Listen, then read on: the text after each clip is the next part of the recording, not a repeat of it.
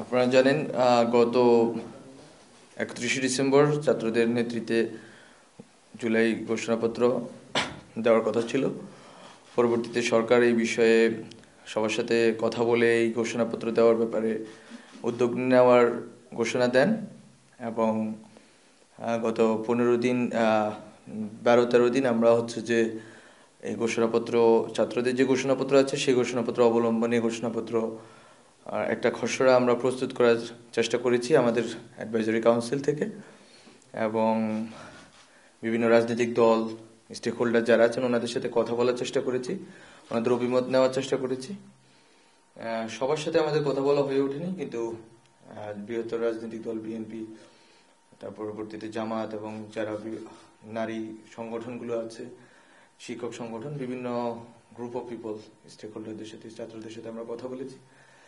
যেটা জানতে পেরেছি যে তারা সবাই প্রোক্লেমেশনের বিষয়ে একমত আছেন যে ঘোষণাপত্রটি দিতে হবে, কিন্তু ঘোষণাপত্রটি কবে এবং ঘোষণাপত্রটির ভিতরে কি কি কন্টেন্ট থাকবে সেই বিষয়ে এখন আমরা ঐকমত্যে পৌঁছাতে পারিনি। ফলত আমরা আগামী বৃহস্পতিবার আশা করি সবাই মিলে সর্বদলীয় একটি বৈঠক হবে। বৈঠকের স্থান এখন নির্ধারিত হয়নি, কিন্তু বৈঠকটি হবে এবং যাদের সাথে আমাদের যোগাযোগ হয়েছে ইতিমধ্যে রাজনৈতিক দল এবং বিভিন্ন পক্ষ, তাদের অলরেডি আমরা বলেছি বা তাদের কাছ থেকে এক ধরনের বক্তব্য পেয়েছি যে এইভাবে করা সম্ভব এবং আশা করি আগামী পরশু বৃহস্পতিবার এই বৈঠকের ভিতর দিয়ে একটা ঐকমত্যের ভিত্তিতে একটি দলিল প্রণীত হবে এবং সেদিনেই আমরা কবে ঘোষণাপত্রটি জারি করব এবং সরকার কিভাবে ঘোষণাপত্রটি জারি করার ক্ষেত্রে ভূমিকা রাখবে তা স্পষ্ট হবে। এটাই আমার দিক থেকে আজকে বক্তব্য এবং আশা করি যে বাংলাদেশের জনগণ এবং ছাত্রদের নেতৃত্বে যে গণ অভ্যুত্থান পরিচালনা করেছে সেই গণ অভ্যুত্থানের একটি প্রেক্ষাপট এবং গণ অভ্যুত্থানের যে প্রত্যাশা তা এই ঘোষণাপত্রটিতে প্রতিফলিত হবে এবং সকল রাজনৈতিক দল এবং পক্ষের মতামত নিয়ে ঐকমত্যের ভিত্তিতে এই ঘোষণাপত্রটি প্রচারিত এবং ঘোষিত হবে। সো আপনাদেরকে ধন্যবাদ অপেক্ষা করার জন্য এবং থ্যাংক ইউ। আপনাদের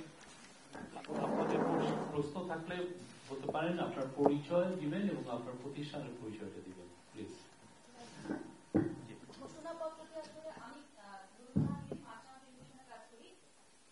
আমি আসলে জানতে চাচ্ছিলাম আপনারা যে ঘোষণাপত্রের খসড়া তৈরি করেছেন এটি আসলে কোন কোন রাজনৈতিক দলের কাছে পাঠানো হয়েছে? না, যে খসড়াটি আছে ওই খসড়াটি আমরা ফর্মালি অনেকগুলো, ফর্মালি আমরা বলিনি কারোর সাথে, কিন্তু ইনফর্মালি আমরা অনেকগুলো গ্রুপের সাথে কথা বলেছি, যেমন টিচার্স সংগঠনগুলোর সাথে কথা বলেছি, বিএনপির কাছে, জামাতের কাছে, তারপর গণসংহতি, গণ অধিকার, বিশেষ করে গণসংহতির থ্রুতে আমরা গণতন্ত্র মঞ্চের কাছে পাঠিয়েছি, ইসলামী আন্দোলন বাংলাদেশ এবং এরকম কয়েকটি পক্ষের কাছে পৌঁছেছি এবং এটা গত 3-4 দিন আগে ওনাদের কাছে পৌঁছানো হয়েছিল। ওনাদের মন্তব্য পেয়েছি, কিন্তু ওনাদের মন্তব্যের জায়গাটা যদি সংশ্লেষণ করা হয় সেটা এই জায়গায় যে ওনারা ঘোষণাপত্রটি অধিকাংশ ক্লজেই ওনারা একমত, কয়েকটা ক্লজে ওনাদের দ্বিমত আছে। এই দ্বিমতগুলো ওনারা ওনাদের পার্টির ইন্টারনাল ফোরামে এবং এক্সটার্নাল বিভিন্ন বিশেষজ্ঞদের সাথে কথা বলে এটা নিশ্চিত হতে চাচ্ছেন এবং ওনারা নিজেরাও কিছু প্রস্তাব দিতে চাচ্ছেন।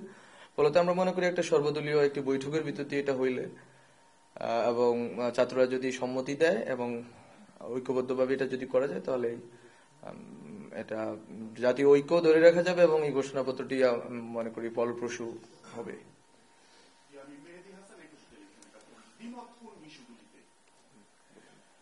দ্বিমত তো বেসিক্যালি দ্বিমতের ইস্যুগুলো তো তারা এখনো তাদের এক্সপার্টদের সাথে কথা বলছেন যে কোন কোন বিষয়গুলোতে তাদের দ্বিমত থাকতে পারে, কিন্তু আমরা আসলে এখনো ক্লিয়ার না তাদের দ্বিমতের জায়গাগুলো কি হতে পারে, সেটা আলোচনা সাপেক্ষে আমরা জানতে পারবো।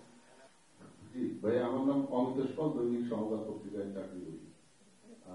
আচ্ছা, জাতীয় পার্টি গত আপনার প্রজাতার সঙ্গে সম্পৃক্ত ছিল, তো তাদেরকে আপনারা তাদের সঙ্গে কথা বলেছেন কিনা? পাশাপাশি কোন বাম রাজনৈতিক দলগুলো আছে এদের তার সঙ্গে আপনাদের কথা হয়েছে কিনা এই বিষয়ে? গত তিনটি নির্বাচনে বলতে 18 সালে ইলেকশনে, তারপরে একটি বিষয় আছে যে রাজনৈতিক দলগুলো অংশগ্রহণ করেছিল এবং প্রতারিত হয়েছে। তো কিন্তু আমরা মনে করি যে জাতীয় পার্টির ভূমিকা সম্বন্ধে অলরেডি আমরা স্পষ্ট, যেহেতু আমরা তাদেরকে কোনো মিটিং এ ইতিমধ্যে ডাকিনি, এই বিষয়ে তাদের পরামর্শ বা তাদের সাথে কথা বলা আমরা যৌক্তিক মনে করছি না বা প্রয়োজনীয় মনে করছি না। আর বাম দলগুলোর ভিতরে তো অনেক দল আছে, বামপন্থী সংগঠনগুলো আছে অনেক, কিন্তু যে সংগঠনগুলো গণ অভ্যুত্থানের সাথে সহযোগী ছিল এবং অংশগ্রহণ করেছেন ওনাদের সাথে অবশ্যই কথা হবে। ইতিমধ্যে আমি তো বলেছি গণতন্ত্র মঞ্চে একটি বাম দল রয়েছে, বা আরো বামপন্থী যারা সংগঠন আছে, বামপন্থী টিচারদের বা সিভিল সোসাইটি আছে, সবার সাথে কথা হবে। যারা আমাদের গণ অভ্যুত্থানের পক্ষ শক্তি, গণ অভ্যুত্থানের পক্ষে যাদের স্পষ্ট অবস্থান ছিল এবং আছে, তাদের সবার সাথেই কথা বলার আমরা চেষ্টা করব। সবার সাথে তো আসলে ফিজিক্যালি এবং সবাইকে ডেকে নিয়ে কথা বলা সম্ভব না, রিপ্রেজেন্টেশনটা যাতে সবার থাকে এটা আমরা নিশ্চিত করব। মাঝখানে তো একটা দিন সময় আছে, আমি একটু সন্দিষ্ট করে বলি, যেমন কমিউনিস্ট পার্টি, বাংলাদেশের কমিউনিস্ট পার্টি, এটা হচ্ছে প্রাচীন একটা বাম রাজনৈতিক দল। এই দলটার সঙ্গে আপনাদের কোনো কথা হয়েছে কিনা? বাংলাদেশের প্রাচীন রাজনৈতিক দল তো আছে, ঠিক আছে, এটা তো তর্কের বিষয় না। বিষয় হচ্ছে আপনার তাদের সাথে তো আমি বললাম তারা গণ অভ্যুত্থানে অংশগ্রহণ করেছে, এই ভিত্তিতে তাদের সাথে কথা হবে। কথা হয়নি, কথা হবে। আমার নাম মোস্তফা মল্লিক, আমি চ্যানেল আই আছি। প্রশ্নটা আগেও করেছিলাম, আপনি উত্তর দিয়েছিলেন, কিন্তু তারপরে যেহেতু আজকে প্রাসঙ্গিক এই বিষয় নিয়ে, জুলাই যে ঘোষণাপত্রটি আপনি বলছেন, এটা আসলে সরকার ফ্যাসিলিটেট করছে বলে জানি। ঘোষণাটা কোন ব্যানারে আসবে? মানে এটা কি শিক্ষার্থীরা বা কোন দলীয়? এর আগেও ক্লিয়ার করেছিলেন, যদি এক লাইনে একটু ক্লিয়ার করতেন। বিষয়টা হচ্ছে যে we want to recreate the whole 3rd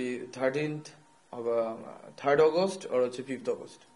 আমরা যদি চাই যে 3rd August-এ 5th August-এ আমরা যেভাবে কোনো ব্যানার ছাড়া জনগণ ঐক্যবদ্ধভাবে ছাত্রদের নেতৃত্বে উপস্থিত ছিল, সেম ঘটনাটা আমরা রিক্রিয়েট করতে চাচ্ছি, যেখানে আমরা আশা করি যে ডক্টর মোহাম্মদ ইউনূস স্যার এবং অন্যান্য যারা রাজনৈতিক দলের নেতৃত্ব আছেন সবাই উপস্থিত থাকবে। ডক্টর মোহাম্মদ ইউনূস স্যার উনিও উপস্থিত থাকার সম্ভাবনা আছে। এটা মূলত 5 আগস্টে যদি আমরা থাকতাম, তাহলে স্টুডেন্টদের দিক থেকে আমরা যেটা পেয়েছি, 5 আগস্টে যদি আমরা থাকতাম, ওখানে যদি আমরা বিকালে ঘোষণাপত্র দিতাম বা এর 2 দিন পরে দিতাম, যেই মোমেন্টটা হয়তো ওই মোমেন্টটা আমরা ক্রিয়েট করতে চাচ্ছি। ফলত ওখানে ছাত্রদের নেতৃত্বে থাকবে, কিন্তু সব রাজনৈতিক দলের রিপ্রেজেন্টেশন থাকবে। ডক্টর মোহাম্মদ ইউনূস স্যার থেকে শুরু করে রাষ্ট্রের বিভিন্ন যারা দায়িত্বশীল আছেন, বিশেষ করে অ্যাডভাইজারি কাউন্সিলের অ্যাডভাইজার, ওনারাও থাকতে পারে। সুনির্দিষ্টভাবে যদি বলেন যে এই যে আপনার এই ঘোষণাপত্রের ব্যাপারে বিএনপির কার সঙ্গে কথা হয়েছে, তিনি কোনো কিছু সুনির্দিষ্টভাবে বলেছেন যে আপনি বলেন যে ঐক্যমত অনেক ব্যাপারে পৌঁছাতে পারেনি, বিএনপির পক্ষ থেকে কিছু বলা হয়েছে? আপনি প্রথম আলোর আজকে মির্জা ফখরুল ইসলাম আলমগীরের প্রেস ব্রিফিং, যেটা বিএনপির প্রেস ব্রিফিং, সেটা দেখলে আপনি স্পষ্ট হবেন।